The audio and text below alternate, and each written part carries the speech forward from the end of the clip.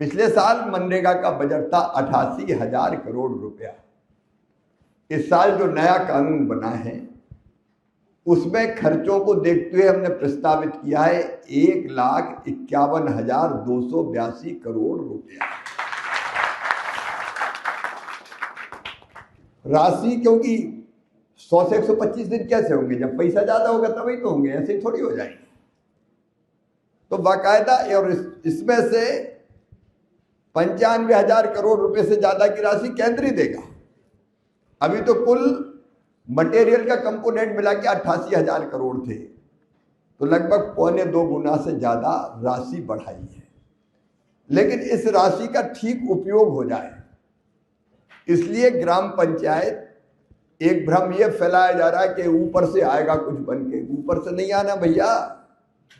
ग्राम पंचायत, ग्राम सभा अपने गांव के विकास का प्लान बनाएगी बैठ के नीचे कि हमारे गांव में कौन कौन से काम होने चाहिए। और काम में भी 4 तरह के काम। एक, पानी बचाने के, जल संरक्षण के काम, तालाब, चेक डैम, स्टॉप डैम से लगा के जितने, तो जल से संबंधित काम। दूसरे, गांव में इंफ्रास्ट्रक्चर की जो जो जरूरत है, स्कूल, अस्पताल, आंगनबाड़ी, गली, सड़क, नाली। अगर आजीविका मिशन की बहनों को कोई काम के लिए, ट्रेनिंग के लिए शेड चाहिए तो वो शेड भी बन सकता है। एफपीओ को किसी और संरचना की जरूरत है तो वो भी बना के दे सकते हैं। तो इंफ्रास्ट्रक्चर के काम गांव।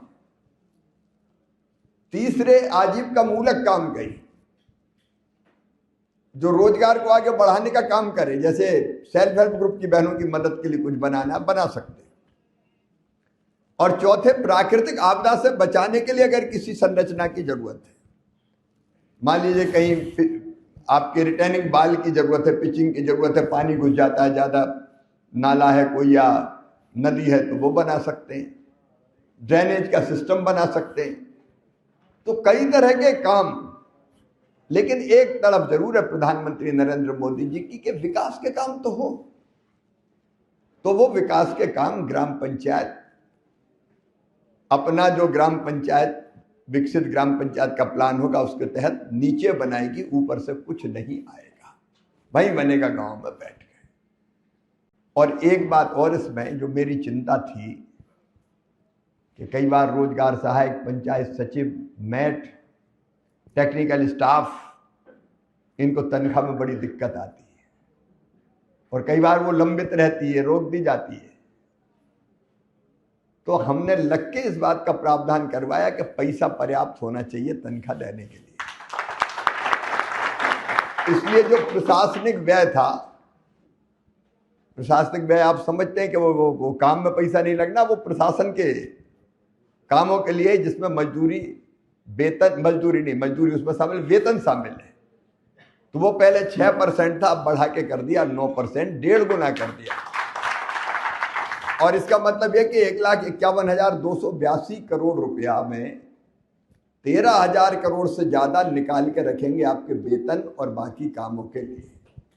और मैं ये भी वहां से ध्यान रखूंगा कि ये जीप, गाड़ी, फलाना ढिमका हमका उसमें अपव्यय ना हो जाए। और आपने उसकी कुछ समस्या बताई है तो मैं देख के ये सब राज्यों को फिर मैं कुछ नियमों में ऐसा प्रावधान हो जाए कि वेतन पहले और बाकी चीजें फिर जितनी जरूरी है बाद में।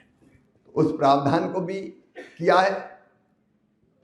एक इसमें यह प्रावधान भी कि जब खेती का काम पीक पे हो, क्योंकि कई जगह किसानों की तरफ से यह बात आ रही थी, तो 125 दिन के रोजगार की तो गारंटी, 100 के बजाय 125। लेकिन अगर 15 दिन कटाई के हैं तो राज्य सरकार को फिर ये अधिकार दिया है कि वो इसको अधिसूचित कर सके कि ये कटाई का या बुआई का समय है, इस समय खेती में ज्यादा काम होता है। तो वो अधिकतम 60 दिन 365 में से वो ये कर सकती कि इतने दिन योजना में मतलब मजदूर हमारे जो श्रम के लिए जरूरी चाहिए कटाई बुआई के लिए, उनको खेती में काम मिलता है। तो ये योजना परफेक्ट है, पुरानी कमियां दूर करने की कोशिश की है, प्रशासनिक व्यय बढ़ा के हमारे काम करने वाले साथियों की जिंदगी में जो मैंने तकलीफें देखी थी उसको दूर करने का प्रयत्न किया गया है।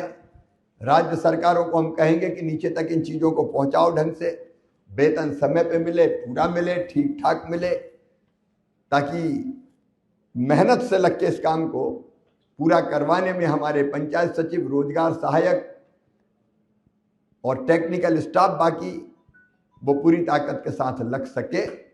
तो इस संदेश को आप सही सही नीचे पहुंचाएं, ये मेरा आग्रह है।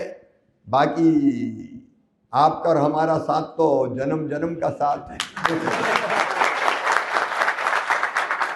बेहतरी के लिए जो बेहतर प्रयत्न होंगे वो निश्चित तौर पर करते रहेंगे। कुछ सुझाव आपके आए हैं, उन सुझाव पर विचार करके राज्य सरकार से मैं चर्चा करूंगा। अगर ये वीडियो आपको पसंद आया है तो इसे लाइक ज़रूर करें। अगर चैनल अभी तक सब्सक्राइब नहीं किया है तो कर लें और नोटिफिकेशन पाने के लिए बेल आइकन भी दबा दें।